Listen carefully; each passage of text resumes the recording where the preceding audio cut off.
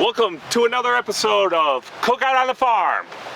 On this episode, we are going to do zucchini and some tomatoes.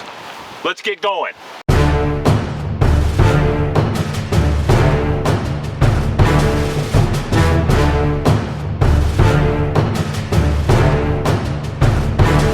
That's me!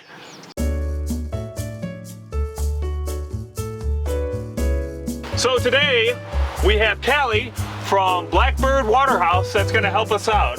How about it, guys? Awesome. So what are you going to cook today? Well, we got a couple of different things on our menu today. I wanted to highlight my personal favorite from the stand, which is green fried tomatoes. Something that we use up at the restaurant for some of our regular menu items. I like to do a dish, though, that's actually my husband's dish. It's called the Fancy Farmer. We're going to enjoy green fried tomatoes with a pickled red onion and some caviar. That sounds good. It's really tasty, a little different, and I really like to, take simple ingredients and just kind of either cut them a little different or treat them a little special and just kind of elevate a dish. Right. And how many of you guys like green fried tomatoes? All right. And then another thing that I wanted to do today is a zucchini and tomato salad. Something that you can really buy all of the ingredients here at the stand, from arugula, fresh herbs, and of course the zucchini and the tomatoes as well.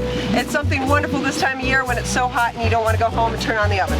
Exactly. I don't want all that meat. Let's just get some veggies in us. Well, and I grew up with tomato and zucchini plants in my backyard, and my stepmother fed us so much ratatouille growing up, and it was always so hot in the house because the stove was on, the oven was on, it was always going, and I was like, man, how can we take those ingredients and just turn it into something fresh and light for summer? And this way you could be outside too. Right. We could be on the farm and do this. Exactly. Yes. First, we'll do the green fried tomatoes. What we want to do is the quick pickle first, so kind of order of operations. We want to make sure our onions have an ample amount of time to kind of pick up that little sweet tanginess from our pickling, which is a very simple apple cider vinegar, salt, pepper, a little sugar, and we're just going to let that sit first. When you do this, the thinner your cut on your onion, the quicker it's going to pickle. So you don't want big chunks of onion, you almost want really thin slices of onion, and then it's going to pick up those flavors quicker. Wow. See, Megan won't let me use a knife like that, though. I wouldn't have all 5 digits. Right. So who's assisting you today? So this is my youngest daughter, Eleanor. She is an aspiring chef herself. She loves to cook, and her knife skills are pretty darn close to mine. Sweet. Yeah. Like I said, you just want to go really thin. So we're just going to take these, kind of break it up here. Can you hand me the vinegar first? Fantastic. And this is about 50-50 vinegar, oil. Go ahead and hand me the oil. All right. Awesome. From there, it's just going to be a sprinkle of salt and pepper. You'll want to go about as much salt and pepper, maybe a little bit more with the sugar. So, yep. And just mix that around. We're going to give that, it's going to sit there and soak up those flavors while we prepare and cook everything else. You'll notice that I like to keep all of my scraps. I'm not going to use it today, but this is a very big habit of mine.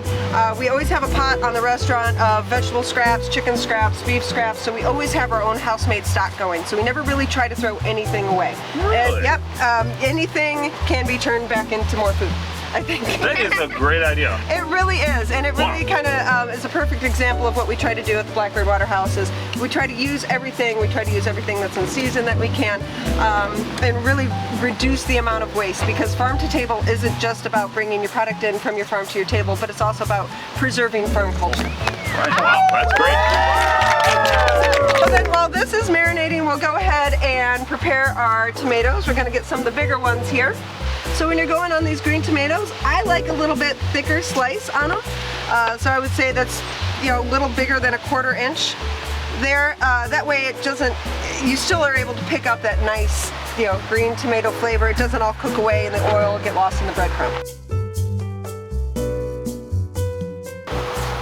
Nick, you really need to get your skills together here.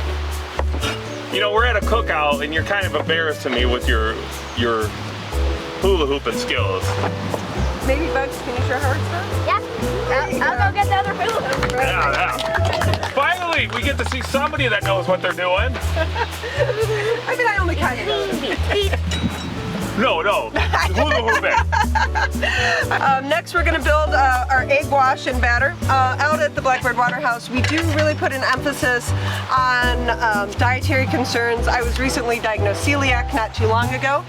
So when I do any kind of breading, I do use a gluten-free flour. Of course, you don't have to do that. You can use panko, regular flour. Saltines is what I grew up with. That's cool that you're cautious of. We are very cautious out there. And that's one of the things that our servers are really good about too, is as soon as you sit down, all of our guests are asked if there are any dietary concerns. And it's not just a gluten allergy, it could be a dairy allergy, it could be a nut allergy, or it could just be I don't like garlic.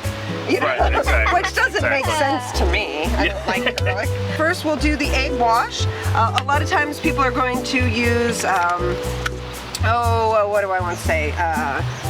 Milk or water in their egg wash. I always like to kind of beef mine up with like a mayo, or if this was something else like chicken breast, if I was doing an egg wash on that, I would use like a vinaigrette. Just stir them up a little bit here? Just stir them up a little bit. And then today, instead of just eggs or like what I was talking about, I have some of our house-made garlic aioli from the restaurant. And so this is essentially just more eggs and oil that are whipped up with lemon juice and garlic in there as well. Another layer of flavor to our dish. So I can't help but notice that, it's a little windy out here, right? So, I mean, my mullets are flowing, and are you... Have you noticed? I'm trying to keep up. It looks like you're trying to keep up with me. I am. You know, at first I was like, maybe I should get a haircut, and then I'm like, how can I get buy one, get one free zucchini? I need to grow my mullet out. You needed something to cook with today, right? Exactly, and so then that's how I was able to afford such an extravagant spread, was just full effort. Awesome. And so then this, we're just going to keep super simple. It's my very nondescript white baggie full of powder. Don't anybody breathe deep, the wind's big. And so this is just a gluten-free flour that we have in-house. It's equivalent to a 1-to-1 mix of your regular like King Arthur's flour. And salt and pepper, because you should always salt and pepper every layer of everything that you do. You don't have to do a lot, but every time that you do a layer, it's nice to add a little extra flavor to it. So when I do any kind of breading, I always like to go first dry, and that's going to help have this wet mix adhere to the food itself. These are gorgeous tomatoes too. Well, thank you. I mean, it's almost like you know what you're doing. And then anytime that you are able to have your breaded food, any kind, I mean chicken tenders, anything that you're trying to bread and fry, if you can give it just a couple minutes to sit, it's gonna help that breading adhere to the food, so you're not gonna cut into it and all your breading ends up away from it. That's a great pointer, because usually I'm just hungry, so throw it on the grill or throw it on the oven here or stove. Sorry, I don't know my lingo that great. The caviar that we're using this evening, it's just your basic black caviar that you can pick up at Meijer. I mean, it's about $5 a jar. Everybody, you know, thinks they hear the word caviar and they automatically think, oh, fancy, smancy. It's really just adds this beautiful garnish and unique flavor to the dish. It's like a painting. Yes, like a painting. Cooking is like painting. Yeah. It really is. It's an art. It doesn't matter. Very much so. There's a lot of ways to test if your oil's ready to put your food in it. I'm around it a lot, so I'm kind of used to seeing what it looks like. You'll see little ripples or little waves in it. My dad, love him, used to take a drop of water and put it in there. That's not always the safest because it tends to splatter everywhere. He wasn't a chef either though, so that's okay. You don't want your oil too hot, because if it's too hot, then you're gonna burn your breading before the inside of your food cooks. Oh, okay. You're always kind of looking for that sweet spot, about 325, 350 if you're going to take a temperature. Don't stick your fingers in it. I'm really getting concerned about my fingers on this episode right now. As well you should Sharp be. knives, I know. hot liquids. Right, well, you know, the joke is always, I don't know if I like cooking professionally or if I'm a pyromaniac with a knife fetish that needs to be able to have B-tattoos. I'm going to go with the second choice on this one. You'll see that this is going to start dancing right away when you put it in there. Just a nice little bubble. With your oil, you don't need tons of oil in this. You want to go about halfway up where your tomato is. So if I'm cutting 1/4 inch thick tomatoes, it really only needs to be about 1/8 inch of hot oil in there. And we're going to do about 3 3 to 4 minutes. We are looking for that golden brown on them. I want to say, I think this is our biggest crowd for Cookout on the farm. Who's the farthest? Erica, I think you're the farthest away, right? About 22 minutes. 22 minutes. All right, cool. And I think I'm the closest, so. Are you sure? That's funny. Me or Pig? Right. I don't know. Pig, I don't even know where you live. So, does anybody? I don't really know.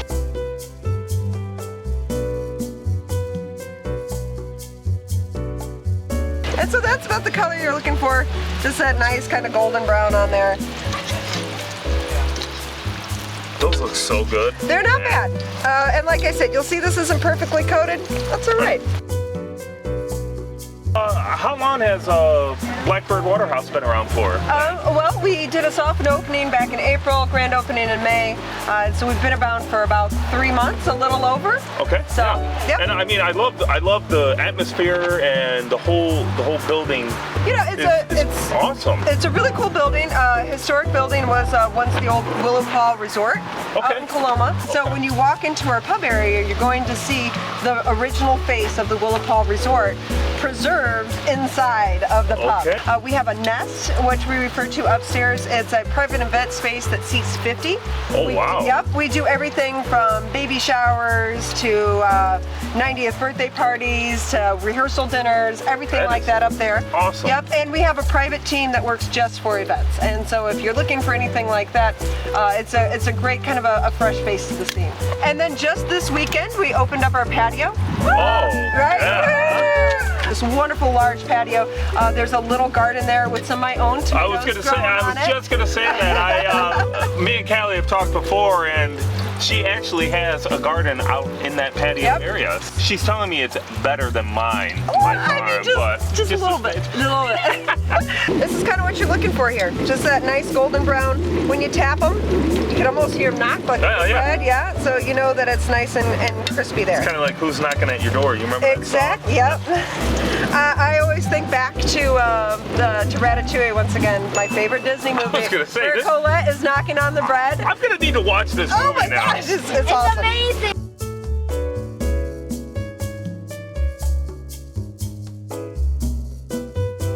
Quick pickle is done. Now this is still, it is going to taste like a raw onion. Yeah, which I love. I don't know if my husband loves the way my breath smells after the raw onion, but you know. All right, and like I said with the caviar, little goes a long way. Doesn't take much. Do you want to try caviar? You can do it. You can do it.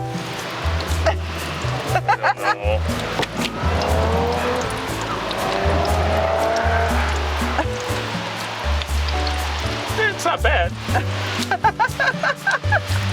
A little salty, but I don't mind it. Right, well, and that's another thing. Anytime that you're building a dish, we never just build one thing. You don't want one thing of a dish to be everything. Right. You want every component to bring something new to the plate. Right. So, and that's very much what we have here.